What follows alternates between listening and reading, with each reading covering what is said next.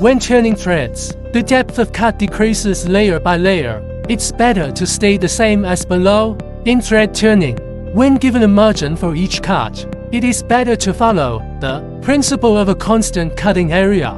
This helps to balance our cutting forces. Therefore, it is more appropriate to decrease the depth of cut layer by layer. Optimum chip control is also obtained. In this way, the margin of the first knife is maximized, and the margin of the last knife is minimal. If the first tool is less processed, the last tool is more than in the final cut.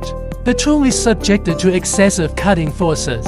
The surface quality of the parts is poor. It also poses a challenge to the safety of the tools. This is the amount of vapor passed when turning the thread. We can adjust it according to the material being processed. When processing harder materials, the feed can be appropriately reduced. Processing softer materials allows for an appropriate increase in feeds. It should be noted that the margin of the last knife should not be less than 0.05 millimeters. Don't go empty. This can make the surface quality of the part worse, and the life of the tool will also be significantly reduced.